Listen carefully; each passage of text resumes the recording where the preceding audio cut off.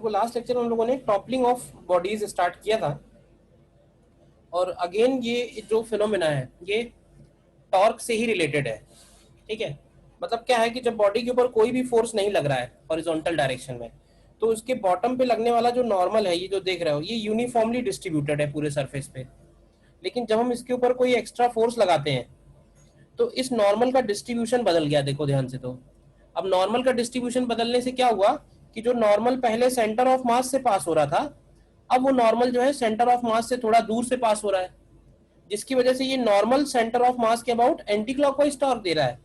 Friction और external force clockwise torque दे रहे हैं, और नॉर्मल एक तरह से उसको पलटने से रोक रहा है।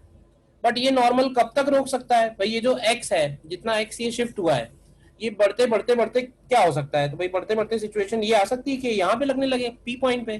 तो जब ये पूरा का पूरा पी पॉइंट पे लगने लगेगा, उस सिचुएशन को हम लोग बोलते हैं कि ये जस्ट टॉपलिंग की सिचुएशन आ गई है। और इस सिचुएशन में जो एक्सटर्नल फोर्स होगा वो मिनिमम फोर्स होगा to topple the block, minimum force to topple the block.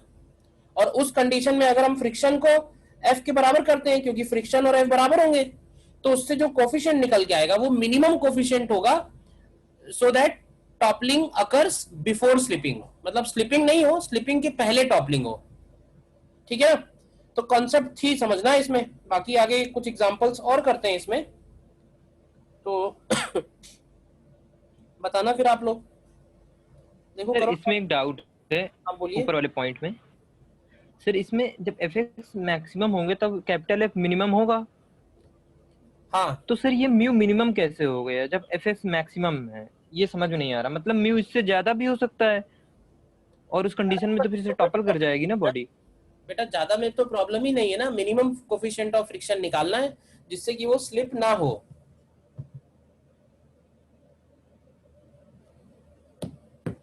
Minimum coefficient of friction निकालना है, इसमें स्लिपिंग ना हो। अगर ज्यादा फ्रिक्शन कोफिशिएंट होगा तब लेकिन तो नहीं होगी ना स्लिपिंग। हाँ सर, वो तो ठीक है, स्लीपिंग तो नहीं होगी, लेकिन सर बॉडी टॉपल तो कर जाएगी ना। तो ये हम किस कंडीशन के लिए निकाल रहे हैं? यार वही कराना है।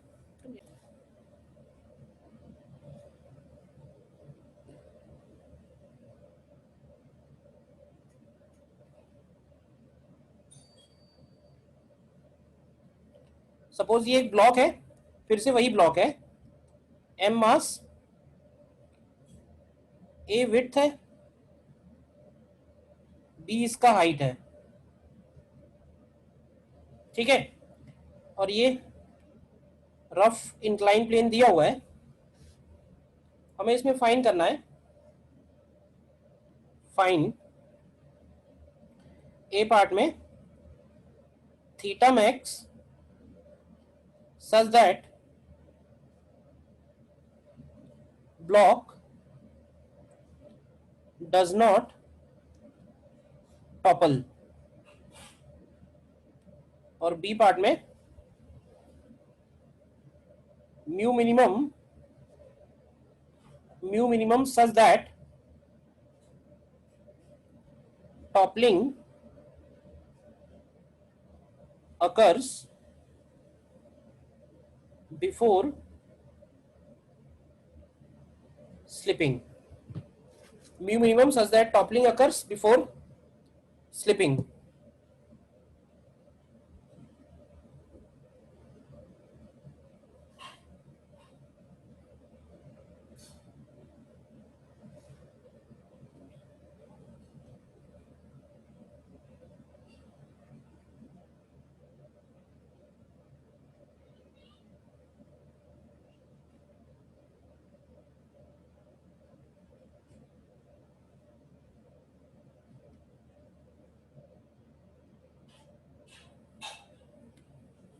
देखो करो ट्राई।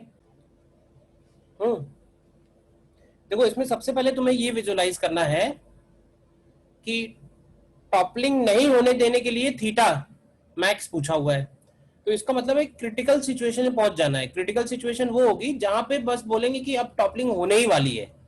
तो अब ऐसे बताओ कि जिस वक्त ये सिचुएशन आएगी कि टॉपलिंग होने ही वाली है, उस वक्त ये बॉडी कौन से पॉइंट के अबाउट रोटेट होने की टेंडेंसी रखेगी? कहने का मतलब ये है कि नॉर्मल और फ्रिक्शन उस पूरे सरफेस पे कहां पे शिफ्ट हो जाएंगे?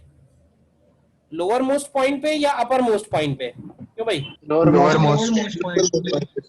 तो सबसे पहला काम तो ये करना है तुमको कि नॉर्मल और फ्रिक्शन दोनों तुमको लोअर मोस्ट पॉइंट पे लगा देने हैं। लेट से ये पॉइंट हो गया ओ, कोई डाउट नहीं इसमें, क्योंकि जब बॉडी घूमेगी इस पॉइंट के अबाउट तो नॉर्मल और फ्रिक्शन दोनों इसी पॉइंट पे आ जाएंगे। अब आगे बढ़ते हैं, इसके सेंटर ऑफ मास पे लगने वाला mg। अब यहाँ पे इस केस में क्या करो, mg के भी कंपोनेंट दिखा देते हैं, ठीक है? तो mg का इधर की तरफ कंपोनेंट हो गया mg cos थीटा, और इधर की तरफ कंपोनेंट हो गया mg sin थीटा, ठीक है?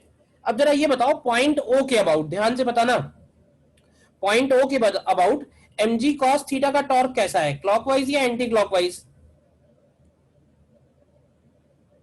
Clockwise. Clockwise. Yes clockwise. mg sin theta का टॉर्क कैसा है ओ पॉइंट के अबाउट? ओ पॉइंट के about anti clockwise. Anti clockwise. ये एंटी क्लॉकवाइज है। और नॉर्मल और फ्रिक्शन का टॉर्क है 0 पॉइंट ओ के अबाउट, क्योंकि वहीं पे लग रहा है। तो हम ऐसे बोल सकते हैं क्या कि mg sin थीटा इसको टॉपल कराना चाहता है और mg cos थीटा इसको रोक रहा है? बताओ, mg Yes, sir. sin theta इसको टॉपल कराना Yes, चाहता है और mg cos थीटा इसको रोक रहा है। तो अगर हम चाहते हैं कि टॉपलिंग नहीं हो तो क्या लिखना चाहिए मुझे बताओ? mg sin theta is equals to mg cos theta. हाँ, नहीं अरे तो टाउ नेट टॉर्क है जीरो ना, हो जाएगा। mg sin थीटा में मल्टीप्लाई करेंगे b बाई 2 का, तो हम ऐसे बोल सकते हैं कि अगर mg sin theta into b by 2 less than equal to है mg cos theta into a by 2। बोलो, मतलब mg का जो टॉर्क है, mg sin थीटा का टॉर्क mg cos थीटा के टॉर्क से अगर छोटा है तो ये उसको टॉपल नहीं करा पाएगा, ये मैं बोल रहा हूं। तो यहां से तुमको मिलेगा कि tan theta less than equal to a upon b, या फिर यहां से हम लोग थीटा मैक्स निकाल सकते हैं जो हमको निकालना था, और वो थीटा मैक्स की वैल्यू आ रही है tan inverse a upon b. देखो क्लियर है या डाउट है बताओ? और सर जब टॉपलिंग होने वाली होगी तो सेंटर ऑफ मास कहाँ जाएगा? कहाँ जाएगा सेंटर ऑफ मास? बॉडी का सेंटर ऑफ मास तो बॉडी पे ही रहेगा, कहाँ जाएगा? सर वो अभी भी मिड सेंटर पे ही रहेगा। हाँ, ब्लॉक बॉडी के तो सेंटर पे ही रहेगा, बॉडी चाहे जैसे रखो, बॉडी के सर सेंटर। बस नॉर्मल शिफ्ट होगा ना? नहीं, टॉपलिंग होने लगेगी उसके बाद की बात कर रहे हो? Yes sir. अरे टॉपलिंग होने लगेगी तो ये बॉडी इस पॉइंट के अबाउट रोटेट होगी, इस पॉइंट के अबाउट। तो अभी बॉडी इस तरह से दिख रही है, तो जब टॉपलिंग होने लगेगी तो हो सकता है ऐसे दिखने लगे। नॉर्मल तो इसी पॉइंट पे लगेगा ना, कांटेक्ट तो वही रहेगा ना। नॉर्मल कहाँ और कहाँ जाएगा, नॉर्मल ओ से आगे जा ही नहीं सकता है, ठीक है? और बी पार्ट में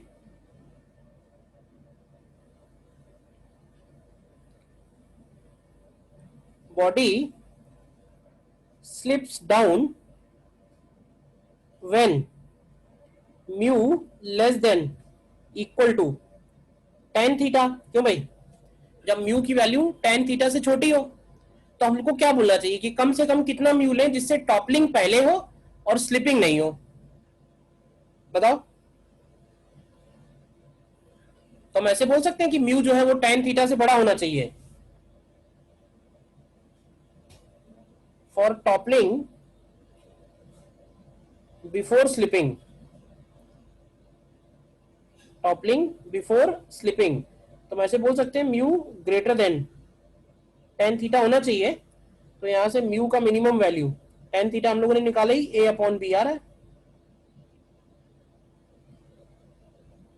देखो ये बात क्लियर है या नहीं? Yes sir. मतलब अगर देखो, अगर इस सिचुएशन में यानी म्यू a अपॉन बी के बराबर है और tan थीटा भी a अपॉन बी के बराबर है, तो इस पर्टिकुलर सिचुएशन में हम बोलेंगे कि स्लिपिंग और टॉपलिंग दोनों की टेंडेंसी बन रही है। लेकिन हम इसको म्यू मिनिमम बोल रहे हैं, तो अगर म्यू इस वैल्यू से ज्यादा हुआ तो स्लिपिंग नहीं होगी, टॉपलिंग पहले होगी। क्लियर है? बताइए।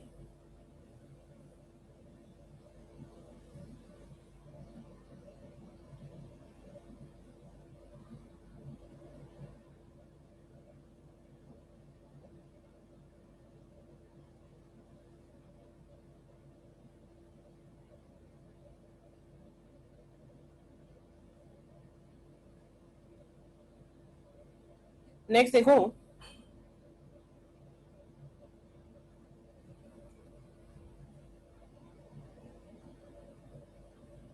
सर लास्ट क्वेश्चन में mu greater than tan theta की कैसे निकालोगे? Mu greater then tan theta कैसे आया? ये हम लोग उसमें पढ़ते हैं कि लॉज ऑफ मोशन में, कि भाई इसके ऊपर पीछे की तरफ जो फोर्स लग रहा है फ्रिक्शन, और आगे की तरफ जो लग रहा है एम जी साइन थीटा, तो पीछे की तरफ जो फ्रिक्शन लगता है ना वो म्यू इंटू एन होता है, तो एन की value m g cos theta है यहाँ पे, ठीक है ना। लॉज ऑफ मोशन वाले में देख लेना एक बार वीडियो में जब आएगा, कि स्लिपिंग तब होगी जब एम जी साइन थीटा बड़ा होगा mu m g cos theta से। Yes sir. M g cos theta friction हो गया, वहां से आ जाएगा। नहीं सर याद नहीं, टॉपलिंग बिफोर स्लीपिंग वाला केस से। हाँ सर ये mu greater than tan theta जो आपने लिखा वो। अरे स्लिपिंग अगर म्यू टेन थीटा से बड़ा है तो स्लिपिंग होगी क्या, ये नहीं बताओ। सर नहीं होगी। तो टॉपलिंग ही होगी ना, तो वो टॉपलिंग बिफोर स्लिपिंग बन गया। और सर जब म्यू tan थीटा से कम हो जाएगा तो स्लिपिंग हो जाएगी। हाँ सर तो इस केस में तो स्लिपिंग हो ही नहीं सकती फिर ना। हाँ स्लिपिंग नहीं होगी, यही निकालना था हमको, निकालना यही था बी पार्ट में ना, कि मिनिमम म्यू बताओ जिससे टॉपलिंग हो स्लिपिंग नहीं हो।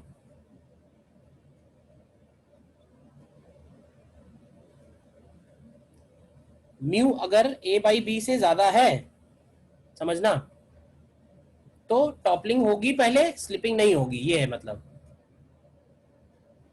Yes sir. हमें यहाँ निकालना है fine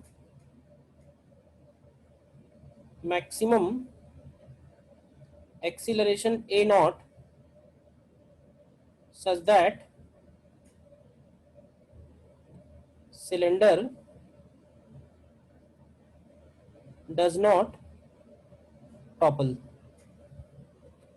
cylinder does not topple करो। देखो इसको करने के लिए क्या करो, इसको भी हम ऑब्जर्व करते हैं विद रिस्पेक्ट टू ट्रक, ठीक है। तो ट्रक पे बैठ जाते हैं, मान लो यहीं बैठ गए, तो अगर हम ट्रक के रिस्पेक्ट में बात करेंगे तो मेरा पहला क्वेश्चन फिर से वही होगा कि जब ये सिलेंडर टॉपल होगा तो कौन से पॉइंट के अबाउट रोटेशन होगा, राइट मोस्ट या left most? Right most. Right most या लेफ्ट मोस्ट, कौन से पॉइंट के अबाउट टॉपलिंग होगी, मतलब बॉडी कौन से पॉइंट के अबाउट रोटेट होने वाली है? Left most. हाँ लेफ्ट मोस्ट। लेफ्ट वाला पार्टी, लेफ्ट वाला पॉइंट। तो क्या होगा ना कि नॉर्मल और फ्रिक्शन दोनों यही आ जाएंगे, बताओ। और इसका जो सेंटर ऑफ मास है उस पे ध्यान से देखना, तो सेंटर ऑफ मास पे mg लगेगा नीचे की तरफ और सूडो लगेगा पीछे की तरफ। देखो ma नॉट का सूडो लगेगा पीछे की तरफ। तो अगर हम पॉइंट O के अबाउट ध्यान से देखें तो ma नॉट का जो टॉर्क है वो उसको टॉपल कराना चाहता है और mg का टॉर्क उसको रोक रहा है। तो ma नॉट का टॉर्क कितना लिखेंगे, तो ma नॉट का टॉर्क होगा ma not into h by two. ध्यान से देखो, तो मैक्सिमम के लिए इसको इक्वल कर दें, mg के लाइन ऑफ एक्शन से परपेंडिकुलर डिस्टेंस कितनी है r, तो a नॉट जो यहां से आएगा मैक्सिमम आएगा, तो ये हो जाएगा 2gr बाई h। निकाल लिया कई लोगों ने, बोलिए। Yes sir. Yes sir. Sir about centre of mass of body जो एफएस है वो इसको एंटी क्लॉकवाइज टॉपल कराना चाहता है ना। ओ लिखा है, ये जो इक्वेशन लिखी है ये अबाउट ओ लिखी है। नहीं सर हम उसके अबाउट पूछ रहे हैं, अबाउट लिखी है। सेंटर ऑफ मास। हाँ अबाउट सेंटर ऑफ मास जो हमारा फ्रिक्शनल फोर्स है सर वो एंटी क्लॉकवाइज टॉपल कराएगा ना। हाँ ओके।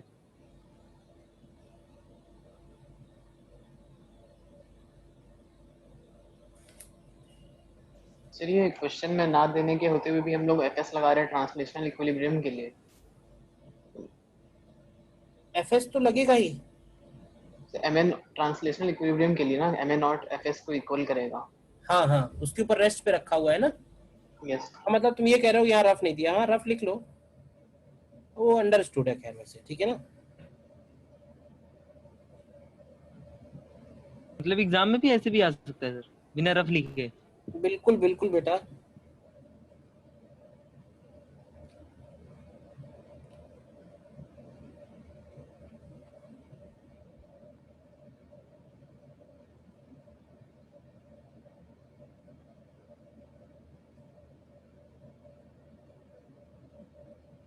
ये एक सॉलिड कोन है, m मास r रेडियस, और ये कोन इसके एक्सिस से x डिस्टेंस पे है, और x जो है वो कोन के रेडियस से काफी बड़ा है, और ये वाला सरफेस उसका रफ है, ठीक। तो हमें निकालना है find omega max such that cone does not topple,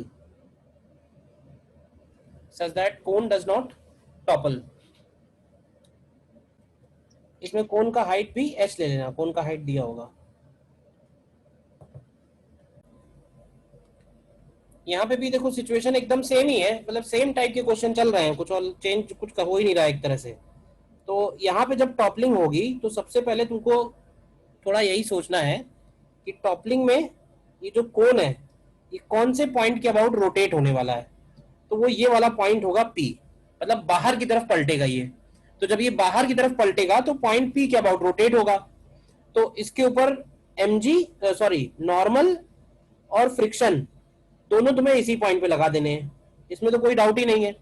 इसके अलावा बचा इसके सेंटर ऑफ मास पे लगने वाला इसका वेट mg, और अगर हम इसी प्लैंक के रिस्पेक्ट में ऑब्जर्व कर रहे हैं, यानी ऑब्जर्वर भी हमारा उसी प्लैंक के ऊपर है, तो इसके सेंटर ऑफ मास पे बाहर की तरफ लगने वाला centrifugal force, and centrifugal force की वैल्यू होती है mr⍵²। देखो, तो अगर हम टॉर्क बैलेंस करें अबाउट P तो क्या इक्वेशन बनेगी?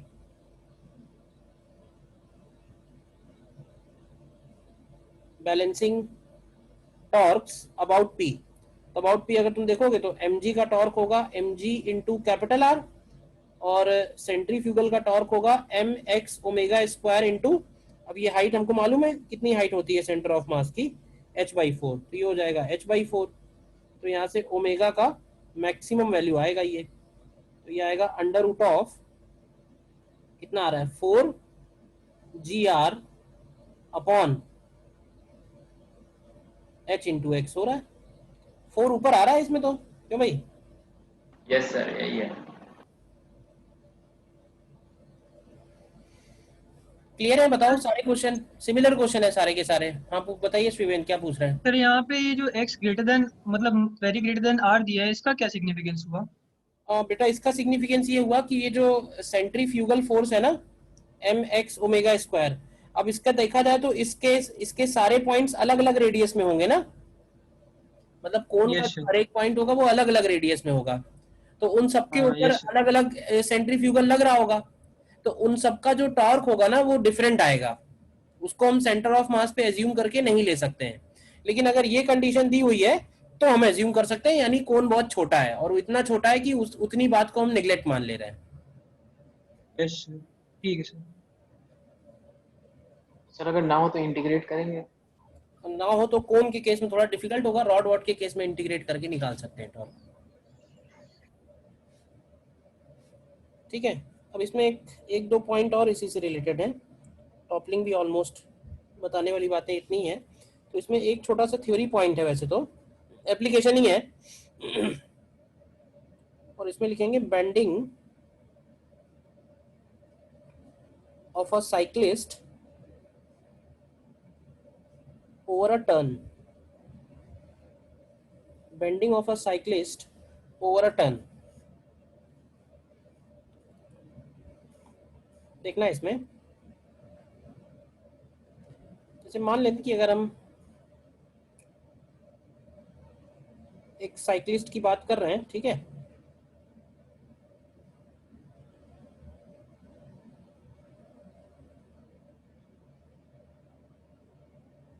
ठीक है, और ये जो है लेट से कांस्टेंट स्पीड v से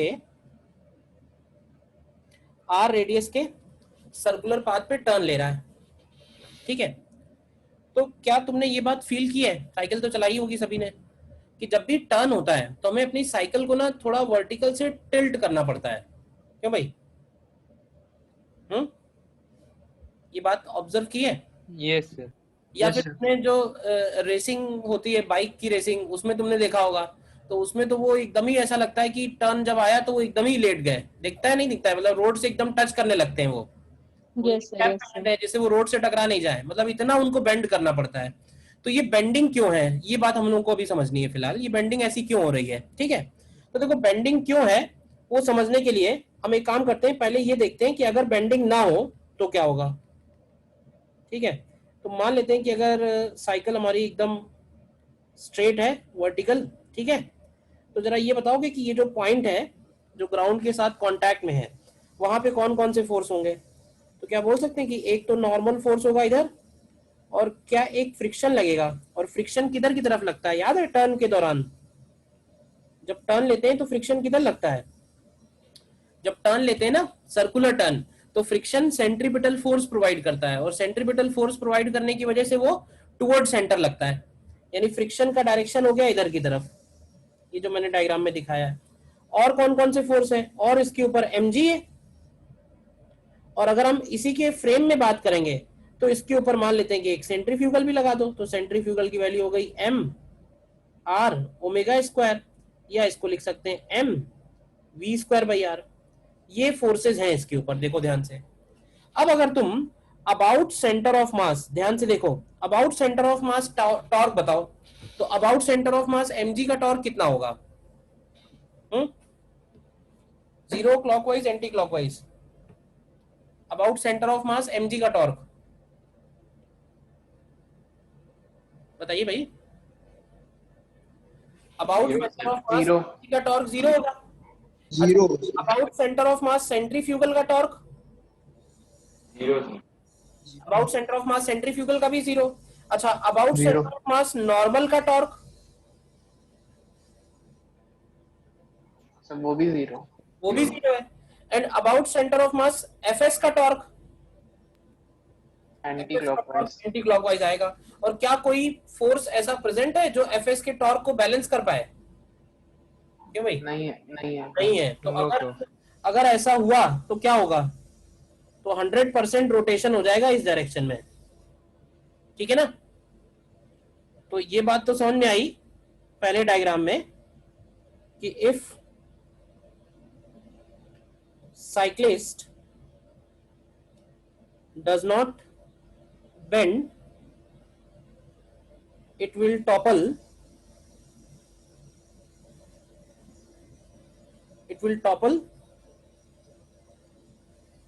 outwards, ठीक है ना। आउटवर्ड मतलब सर्कल के बाहर की तरफ टॉपल हो जाएगा, क्यों भाई? अब समझते हैं कि टॉपल ना हो उससे बचाने के लिए बेंडिंग कैसे हेल्प कर रही है। तो अगर हमने मान लिया कि ये साइक्लिस्ट को हमने एक एप्रोप्रिएट एंगल पे बेंड किया है, ठीक है, ठीक है। अब जरा बताना फोर्सेस फिर से। तो अभी भी एफएस इधर की तरफ हो गया, एन इधर की तरफ हो गया, इसके सेंटर ऑफ मास पे इधर की तरफ हो गया mv स्क्वायर बाई आर, और इधर की तरफ हो गया mg,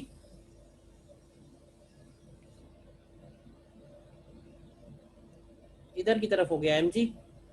अब जरा बताओगे अबाउट सेंटर ऑफ मास सभी के torque, about centre of mass torque बताओ।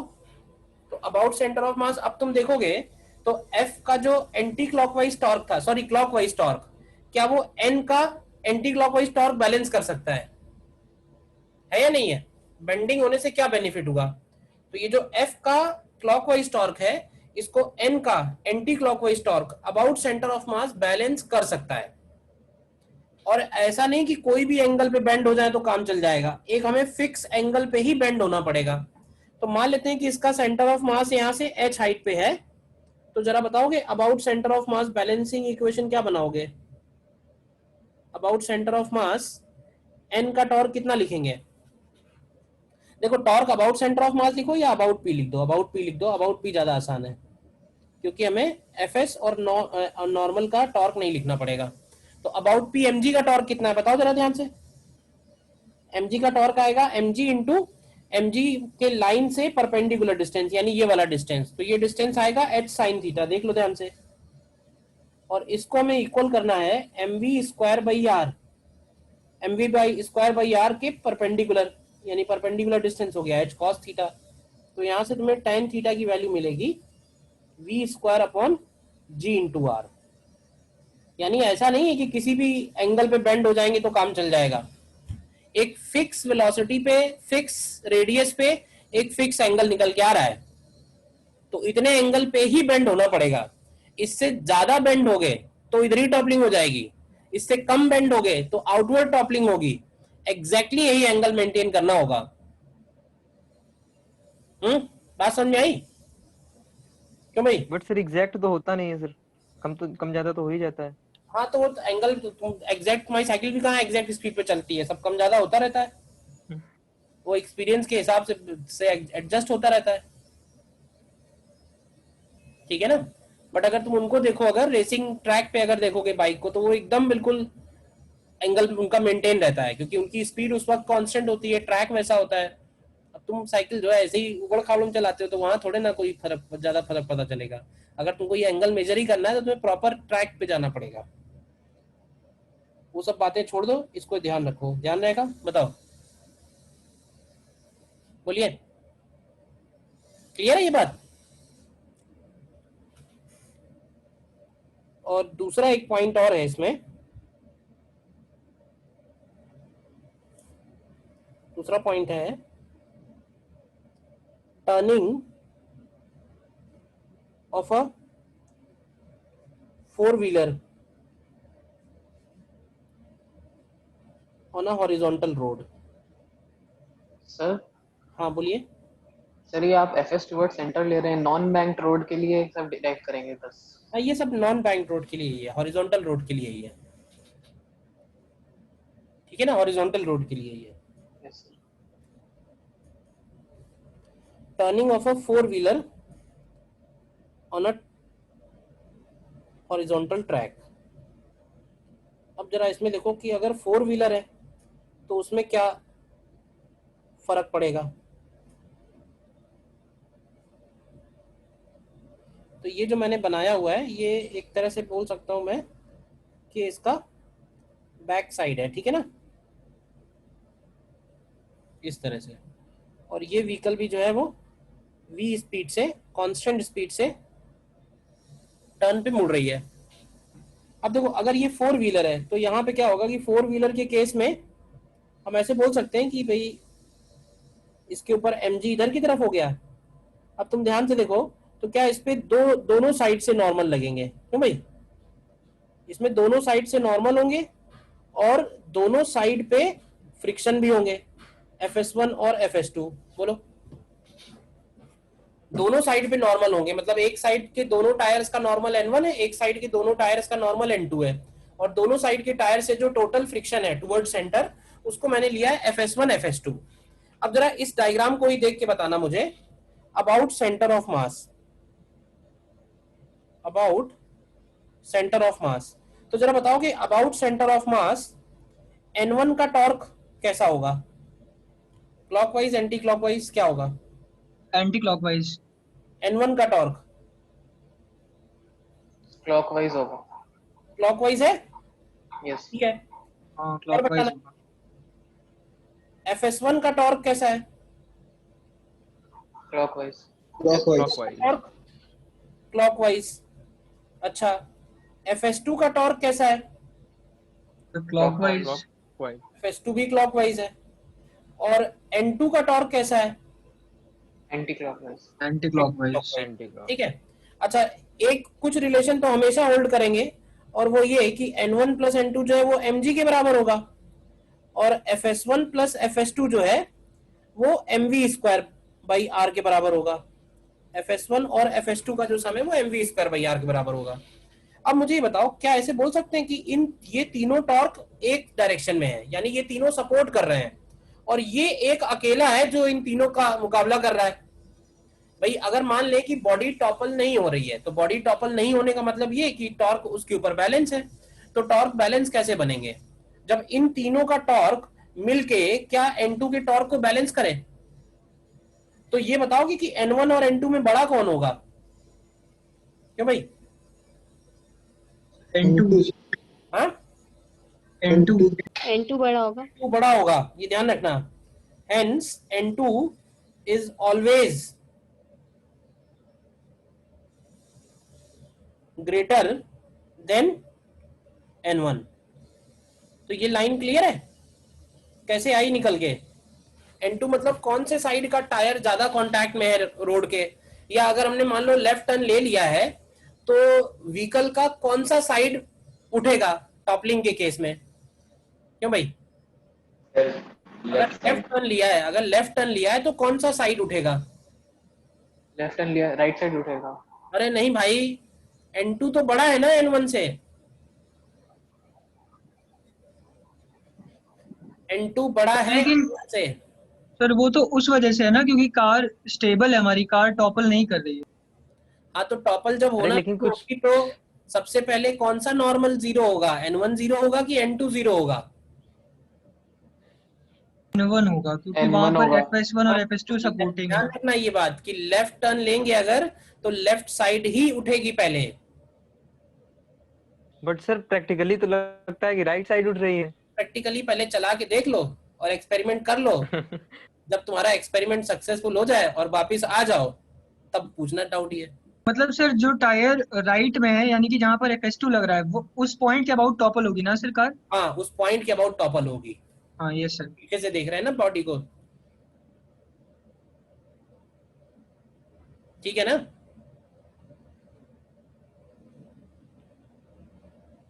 अब प्रैक्टिकली तभी फील करोगे जब चलाओगे गाड़ी तो पता चल जाएगा।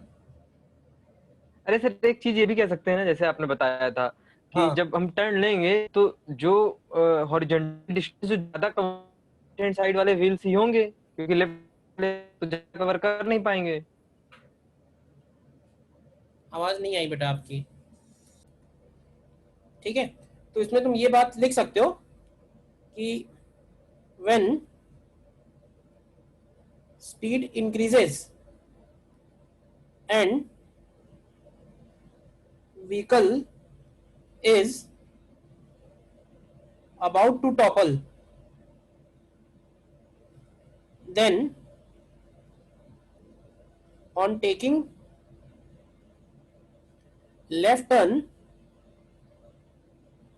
left side of car will lift। ठीक है?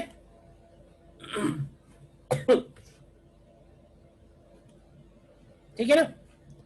So this was all about torque, equilibrium and toppling। ठीक है, बोलिए। This was all about torque, equilibrium and toppling। तो अभी तक हमको ये पता चल गया है कि बॉडी अगर इक्विलिब्रियम में है तो उसके ऊपर कौन कौन से फोर्सेस, कौन कौन से इक्विलिब्रियम है, अलग अलग बैलेंस कैसे करना है, और टॉपलिंग अगर हो रही है तो टॉपलिंग अवॉइड कैसे करनी है, या टॉपलिंग होने के लिए क्या होना चाहिए फोर्स, उसके भी कई सारे केसेस देख लिए। तो अब हम लोग नेक्स्ट पॉइंट में बढ़ते हैं इस चैप्टर के, और नेक्स्ट हेडिंग पड़ेगा फिर moment of inertia. Moment of inertia कहो या इसको रोटेशनल मास बोलो, एक ही मतलब है। इसको हम लोग आई से डिनोट करते हैं। ठीक है, तो पहले ही देखते हैं कि मोमेंट ऑफ इनर्शिया की जरूरत क्यों पड़ी। अब देखो, जैसे किसी बॉडी के ऊपर अगर हम फोर्स लगा रहे हैं तो उस बॉडी में एक्सीलरेशन कितना आएगा वो उस बॉडी के मास पे डिपेंड करेगा। सिमिलरली जैसे कोई दरवाजा है, कोई डोर है, हिंज्ड है, तो उस डोर के ऊपर हम कितना टॉर्क लगाएं तो उस डोर का एंगुलर एक्सीलरेशन उस डोर के मास पे भी डिपेंड करता है और उस डोर के डायमेंशंस पे भी डिपेंड करता है। तो डोर का जो मास है और डोर के जो डायमेंशंस हैं, अगर हम इनको कंबाइन कर दें तो इट बिकम्स रोटेशनल मास। मतलब हमने एक तरह से मास को डायमेंशंस के साथ कंबाइन करके कन्वर्ट कर दिया रोटेशनल मास में, which is also known as moment of inertia. तो जैसे फोर्स और alpha, sorry, force and acceleration proportional है and mass is proportionality constant. Similarly torque and angular acceleration proportional है with moment of inertia as proportionality constant. मतलब translation में जो काम मास का है, रोटेशन में वही काम मोमेंट ऑफ इनर्शिया का है। बोलिए, इतनी बात क्लियर है? तो आते हैं इसके सीधे डेफिनेशन पे। तो इसमें सबसे पहला पॉइंट तो हम यही लिखेंगे कि it is always defined with respect to axis of rotation। इस लाइन का मतलब ये हुआ कि ऐसे ही कोई हमसे चलते फिरते नहीं पूछ सकता कि what is moment of inertia, जब तक कि हमें एक्सिस नहीं पता हो, क्योंकि एक्सिस के रिस्पेक्ट में ही डिफाइन है ये हमेशा। तो एक्सिस बताना तो बहुत ही जरूरी है। ठीक, अब बात आती है कि क्या डेफिनेशन है इसकी। तो सपोज अगर हम पॉइंट मास के लिए लिखें, सपोज ये एक एक्सिस हो गया लेट से ओ डैश, और ये एक सपोज डीएम मास है, और ये डीएम मास आर रेडियस के सर्कुलर पाथ पे रोटेट हो रही है। ठीक है ना? तो इस डीएम मास का जो मोमेंट ऑफ इनर्शिया डिफाइंड है डी आई ओ डैश, तो this is equal to dm into r square. ठीक है ना? डीएम इंटू आर स्क्वायर, मतलब मास इंटू मास का एक्सिस से जो डिस्टेंस है उस डिस्टेंस का स्क्वायर, इनका जो प्रोडक्ट है इसी को हम लोग बोल रहे हैं मोमेंट ऑफ इनर्शिया। तो अगर कोई बड़ी बॉडी होगी, मान लो कोई बड़ी ऑब्जेक्ट है, तो अगर कोई बड़ी ऑब्जेक्ट है और वो घूम रही है एक्सिस के अबाउट, तो उसका मोमेंट ऑफ इनर्शिया अगर हम लोग लिखेंगे ओ डैश, तो हमें क्या करना होगा, उसके इंडिपेंडेंटली जो उसके छोटे छोटे एलिमेंट्स होंगे उनका मोमेंट ऑफ इनर्शिया लिख के और सभी का मोमेंट ऑफ इनर्शिया सिंपली हमको ऐड करना होगा, क्योंकि ये कैसी क्वांटिटी है, ये एक स्केलर क्वांटिटी है। It is a scalar quantity.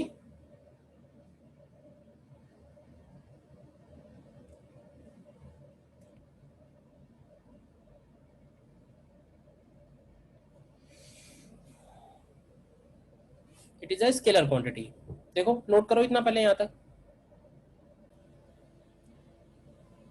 देखो, ये एक स्केलर क्वांटिटी है। स्केलर क्वांटिटी का मतलब यही हुआ कि अगर हम इसके ऊपर, इस बॉडी के ऊपर हम कोई भी एक एलिमेंट लेते हैं, लेट से ये एलिमेंट डीएम है और यहां से आर डिस्टेंस पे है, तो उस डीएम का मोमेंट ऑफ इनर्शिया उस एक्सिस के अबाउट लिख रहे हैं, और फिर हम पूरे बॉडी का निकालने के लिए सिंपली ऐड कर दे रहे हैं। तो ऐड हम इसीलिए कर पा रहे हैं क्योंकि कैसी क्वांटिटी है, ये स्केलर क्वांटिटी है। अच्छा, और क्या खास बात है? और इसमें खास बात ये है,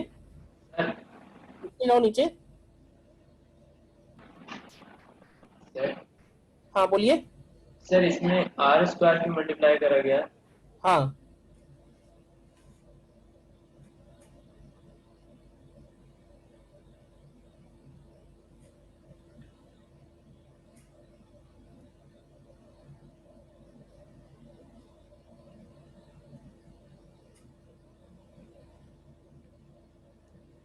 नेक्स्ट पॉइंट लिखा है, moment of inertia depends on mass and it's distance from axis of rotation. और आगे लिखना, it does not depend on distribution of mass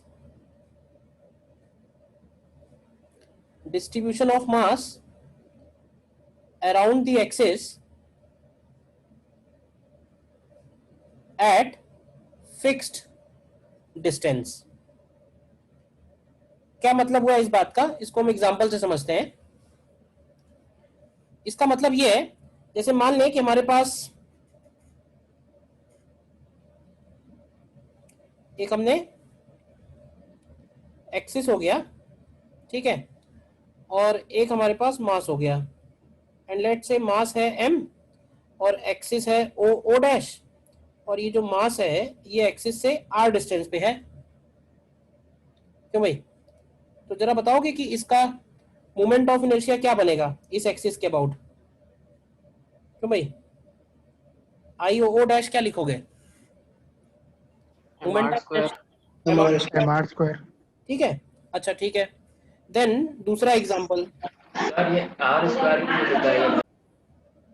बेटा आपकी आवाज बिल्कुल क्लियर नहीं आ रही है, बीच बीच में कट कट के आ रही है, अभी क्या जवाब दूं मैं?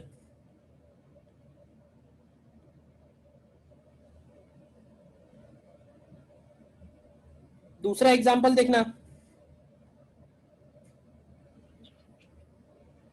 दूसरा एग्जांपल ये है कि अगर हम इसमें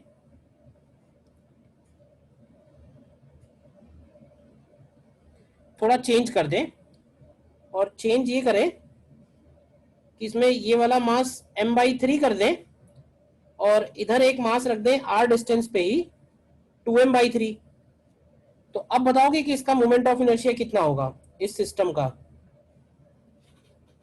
मतलब इसको m/3 और 2m/3 में डिवाइड कर दिया है, पूरे क्या सिस्टम का होगा? तब भी सेम रहेगा। क्यों भाई? अब क्या होगा इस केस में? सेम ही रहेगा सर। क्यों सेम रहेगा? क्यों हम सेम लोग रहेगा? कम करेंगे ना सर दोनों का, m/3 r square plus 2m/3 r square. तो मैं यही बात यहाँ सर बताने जा रहा हूँ विद कि जो मोमेंट ऑफ इनर्शिया है वो सिर्फ और सिर्फ किस बात पे डिपेंड कर रहा है? वो डिपेंड कर रहा है टोटल मास कितना है और उस टोटल मास का एक्सिस से डिस्टेंस कितना है। वो फिक्स डिस्टेंस पे मास के डिस्ट्रीब्यूशन पे डिपेंड नहीं कर रहा है। ठीक है, तो इस बात को अगर हम थोड़ा और एक्सटेंड करें तो हम ये भी तो बोल सकते हैं कि अगर हम ये पूरा का पूरा मास, अगर हम ये पूरा का पूरा मास एक रिंग पे डिस्ट्रीब्यूट कर दें, क्यों भाई? तो अब क्या कहोगे इस सिस्टम के मोमेंट ऑफ इनर्शिया के बारे में? अगर ये रिंग हो जाए m मास r रेडियस की, क्यों भाई? तो अब इस सिस्टम का मोमेंट ऑफ इनर्शिया क्या लिखोगे ओ ओ डैश के अबाउट? mr square. सेम रहेगा सर. क्यों सेम रहेगा? मास की डिस्ट्रीब्यूशन डिपेंड करता है. मास के डिस्ट्रीब्यूशन पे डिपेंड करता है, और मास का डिस्ट्रीब्यूशन तो चेंज हो ही नहीं रहा है। अब वो सारा का सारा मास तुम एक ही जगह रख दो या वो सारा का सारा मास अलग अलग जगह डिस्ट्रीब्यूट करके रखो, उससे फर्क नहीं पड़ेगा। ठीक है, और देखना ध्यान से।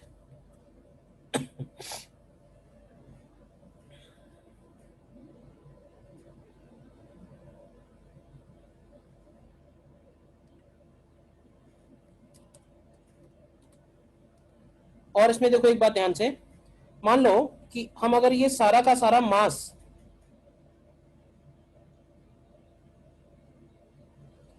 लेंथ में बढ़ा दें, लेंथ में बढ़ाने का मतलब ये है कि पहले हमने उसको एक्सिस के चारों तरफ डिवाइड किया था, अब हमने उसको एक्सिस के पैरेलल डिवाइड कर दिया है, यानी ये एक रॉड बन गई है और ये रॉड जो है एक्सिस के अराउंड घूम रही है इस तरह से। ठीक है, तो रॉड अगर एक्सिस के अराउंड घूम रही है तो इस केस में इसका मोमेंट ऑफ इनर्शिया क्या होगा? आई ओ ओ डैश बताओगे? MR स्क्वायर ही होगा mr स्क्वायर ही रहेगा। क्यों? सर, क्योंकि डिस्टेंस नहीं चेंज हो रही ना पूरे अभी मास जो डिस्टेंस है वो चेंज नहीं हो रही है, तो मैं जिस तरफ बार बार ले जा रहा हूं वो बात जरा दिमाग में बिठाना। इन सारे केसेस में और एक केस बना सकता हूं,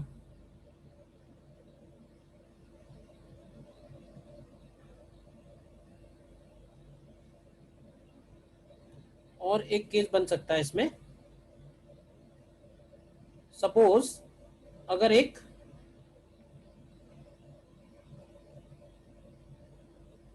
हॉलो सिलेंडर हो जाए,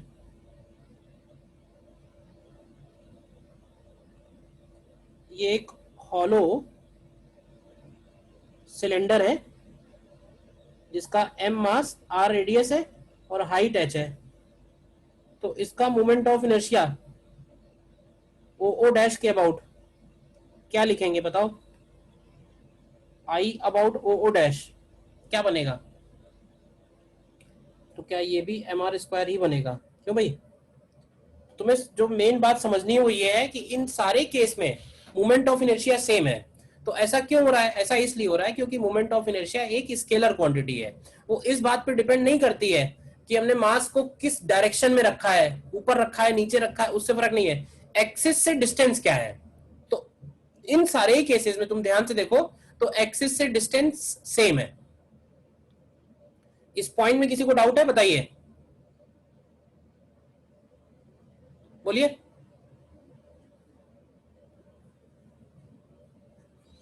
नो सर। एथिसम आप पूछ रहे हो कि आर स्क्वायर कहां से आया? बेसिकली आप यही जानना चाह रहे हो ना, आर स्क्वायर कहां से आया, एमआर स्क्वायर कहां से आ गया? Yes. स्क्वायर कहां से आया है क्या? जैसे मान लो कि मतलब ऐसे समझ लो कि थोड़ा थोड़ा हल्का फुल्का डिराइव करके बता सकते हैं।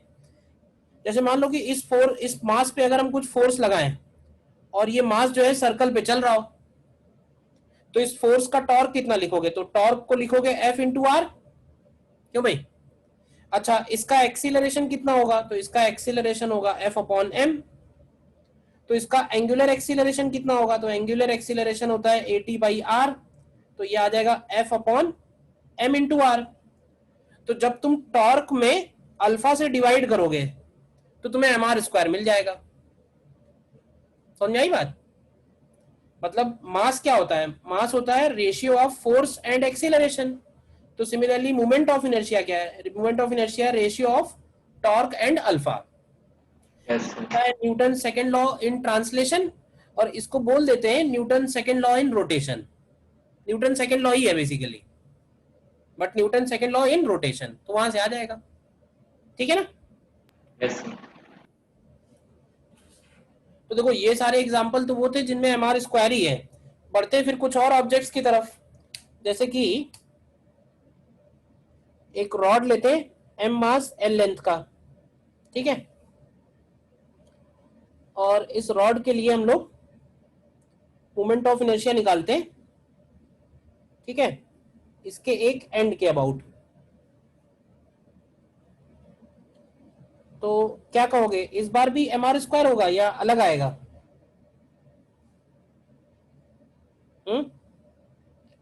m मास ml²। ml² आएगा या कुछ और आएगा? इंटीग्रेट करना पड़ेगा। इसमें क्या है ना, इसमें प्रॉब्लम ये है कि इसमें जो मास है उसका एक्सिस से जो डिस्टेंस है वो फिक्स तो है नहीं। यानी अगर हम इनफाइनाइट पार्ट्स में डिवाइड करें तो हर एक पार्ट का एक्सिस से डिस्टेंस अलग अलग आ रहा है। तो अलग अलग आ रहा है तो क्या करें? तो उसके लिए काम ये करते हैं, इसमें हम लोग एक एलिमेंट लेते हैं। सबसे पहले एलिमेंट कैसे लेंगे? तो यहाँ से x डिस्टेंस पे dx विड्थ का एक एलिमेंट अगर हम लोग लें तो ये dx विड्थ का एलिमेंट आएगा। देखो ध्यान से, बताओ। इसका लिखते हैं हम लोग मास dm। dm कितना होगा? तो dm बन जाएगा total mass upon total length into इस एलिमेंट का लेंथ। और इस dm का di कितना होगा? तो dm का di होता है dm इंटू r²। तो यहाँ वैल्यू रख दो, dm की जगह आएगा m by L into D x और r² की जगह आएगा x²। तो जब हम इसको इंटीग्रेट करेंगे तो m बाई एल तो बाहर आ जाएगा, इंटीग्रेशन के अंदर आएगा x² dx, और इंटीग्रेशन की लिमिट्स लगाएंगे 0 से l, तो ये वैल्यू निकल के आ जाएगी m l² बाई 3। तो ये रिजल्ट निकाला कैसे, ये भी तुम्हें क्लियर रखना है और रिजल्ट भी याद रखना है कि कोई भी रॉड है अगर, तो रॉड का एक एंड के about moment of inertia ml² by 3 होगा। बताओ, क्या यही मोमेंट ऑफ इनर्शिया एक शीट का भी होगा? अगर कोई शीट है, बताना मुझे। अगर कोई इस तरह से शीट है और इसको हम इधर से घुमा रहे हैं ओमेगा से, शीट का मतलब ऐसे समझ लो कि ये दरवाजा ही हो गया एक तरह से। तो अगर कोई ये डोर है, m मास है, ये साइड b है, ये साइड a है, और वो डोर घूम रहा है अपने एक एज के अबाउट, तो क्या बोल सकते हैं कि इसका मोमेंट ऑफ इनर्शिया भी m into A square by 3 आएगा। बताओ, देख लो एक बार ध्यान से, मैं वेट कर रहा हूँ, कुछ डाउट है पूछो।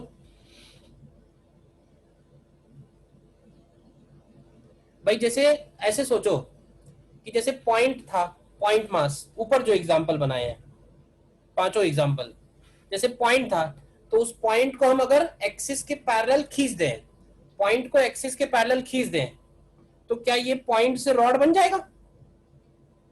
तो एक्सिस के पैरेलल अगर हम किसी मास को एक्सटेंड करते हैं तो मोमेंट ऑफ इनर्शिया में कोई भी चेंज नहीं आता है, ये हमें ध्यान रखना है। इसी तरह जैसे रिंग है, और रिंग को हम एक्सिस के पैरेलल खींच दें, एक्सिस के पैरेलल डिस्ट्रीब्यूट कर दें, तो क्या एक्सिस के पैरेलल खींचने से ये रिंग जो है, क्या ये हॉलो सिलेंडर बन जाएगी? रिंग को अगर खींच दें तो हॉलो सिलेंडर हो जाएगा, इमेजिन करो।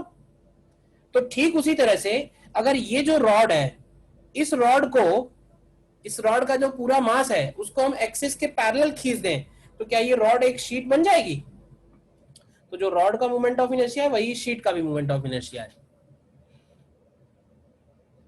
बताओ ये बात समझ में आई क्या? Yes yes sir. ठीक है, और जरा निकालो, रॉड के और भी है मोमेंट ऑफ इनर्शिया वैसे तो। जैसे एक मोमेंट ऑफ इनर्शिया इसके मिड पॉइंट के अबाउट निकालो।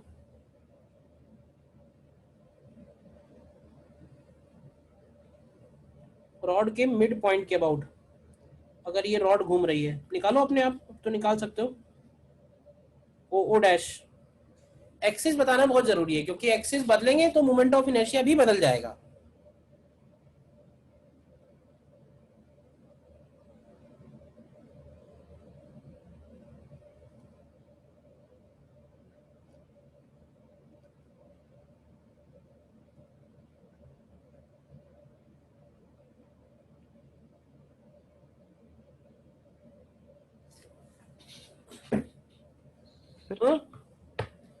क्या करेंगे इस केस में? इस केस में भी इंटीग्रेट करना पड़ेगा, बस फर्क ये रहेगा sir 2mr square by integration की जो लिमिट्स हैं यस एक्सपेक्ट से वो -L/2 से +L/2 बनेगी।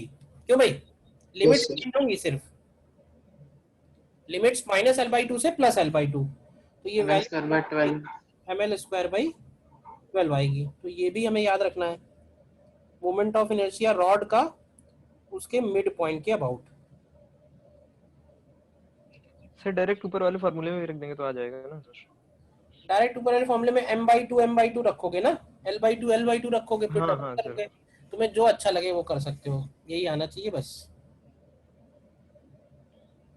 ऐसे ही मान लो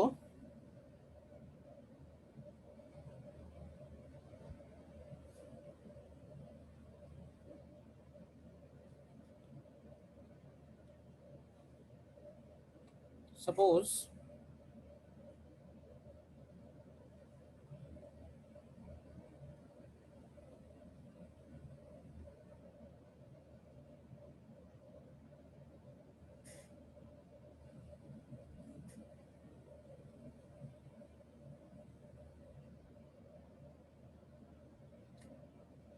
जो रॉड है वो एक्सिस के अबाउट इस तरह से रोटेट कर रही है, थीटा एंगल पे है, और थीटा एंगल पे रहते हुए वो रोटेट कर रही है,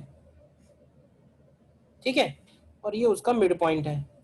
तो इस केस में बताओगे निकाल के कि क्या आएगा मोमेंट ऑफ इनर्शिया?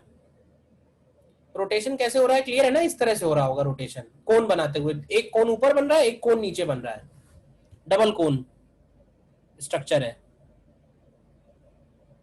तो इस केस में मोमेंट ऑफ इनर्शिया क्या होगा? ये 3D में है कि 2D में है? क्या 3D में है, क्या 2D में है? बेटा सब 3D में ही है, 2D कहाँ है? Figure sir. फिगर तो मेरी मजबूरी है, 2D कॉपी है मेरी, 3D फिगर कैसे बना है?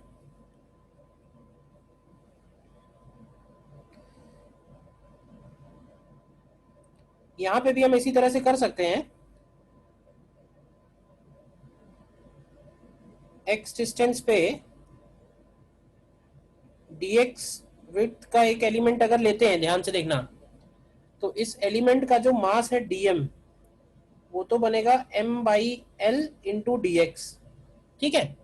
लेकिन ध्यान रखना कि जब हम इसको इंटीग्रेट करेंगे dm इंटू आर स्क्वायर करेंगे तो r कितना लेंगे ये बताओ। x sin थीटा लेंगे। r की वैल्यू जो बनेगी ना वो ये वाला डिस्टेंस बनेगी, बस ये जरा केयरफुली देखो, इसमें कोई डाउट है किसी को तो बताओ। r ये वाला डिस्टेंस बनेगा और ये डिस्टेंस होगा x साइन थीटा, तो एक्चुअली ये x साइन थीटा का होल स्क्वायर होगा, ठीक है। तो ये m/l और साइन स्क्वायर थीटा इंटीग्रेशन के बाहर आएगा, अंदर x स्क्वायर dx होगा, इंटीग्रेशन फिर से -l/2 से +l/2, तो कितना बचेगा ये बताओ। ये बचेगा m/l square sine square theta upon 12। आ रहा है, बोलिए। Yes sir. Yes sir.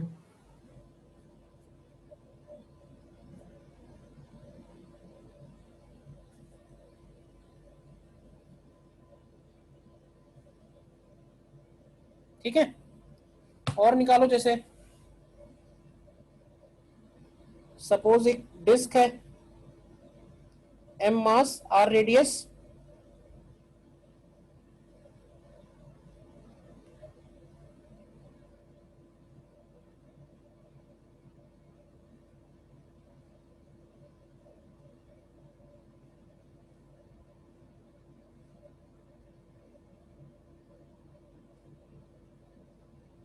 Disc है m मास r रेडियस और डिस्क अपने एक्सिस के अबाउट रोटेट हो रही है ओमेगा से, ओमेगा से कोई मतलब नहीं है, रोटेट हो रही है। तो इसका मोमेंट ऑफ इनर्शिया बताना है हमको इसी एक्सिस के अबाउट, ओ डैश के अबाउट। अपने आप निकालोगे, करो ट्राई। देखो इसको इंटीग्रेट करने के लिए हम ये वाला फिगर बनाते हैं इसका, ठीक है। और इसमें ये हम लोग बोलेंगे कि r स्मॉल r रेडियस पे dr थिकनेस का एक एलिमेंट लेते हैं, तो एलिमेंट जो है वो एक रिंग निकल के आएगा और इस रिंग का मोमेंट ऑफ इनर्शिया लिख के उसको इंटीग्रेट करेंगे। तो रिंग का मोमेंट ऑफ इनर्शिया लिखने के लिए पहले dm लिखते हैं। dm कैसे आएगा, तो dm आएगा m अपॉन टोटल एरिया और इनटू इस रिंग का एरिया, तो रिंग का एरिया है 2πr/dr और इस रिंग का अगर di लिखेंगे तो हो जाएगा dm इंटू आर स्क्वायर का इंटीग्रेशन। तो इसको 0 से r इंटीग्रेट करो तो ये mr²/4 आना चाहिए, सॉरी mr²/2 आना चाहिए। आ रहा है, बोलिए बताओ।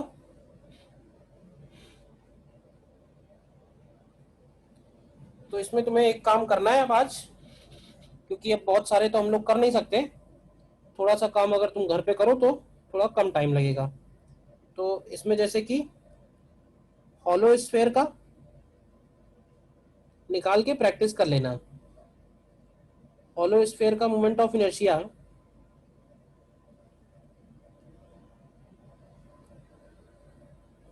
हॉलो स्फीयर का मोमेंट ऑफ इनर्शिया कितना होता है, हॉलो स्फीयर का होता है 2/3 mr²। Solid sphere 2/5। Solid sphere का 2/5 mr²। तो अगर तुम चाहो तो इन दोनों की प्रैक्टिस कर लेना। हालांकि याद रखने के लिए तो बस यही काफी है। कोण भी देख लेना, दिया हो कहीं तो कोण का भी निकाल के देख लेना। कोण में थोड़ा इंटीग्रेट करना पड़ेगा, तो इंटीग्रेशन के पॉइंट ऑफ व्यू से अच्छा क्वेश्चन बनता है कोण का, ठीक है ना। बट कोण का याद रखने की जरूरत नहीं है, तो वो निकाल के थोड़ा प्रैक्टिस कर लेना। तो अब हमारा इसके आगे बचा हुआ है डिफरेंट थ्योरम्स और उनका प्रैक्टिस, वो ज्यादा इंपॉर्टेंट है।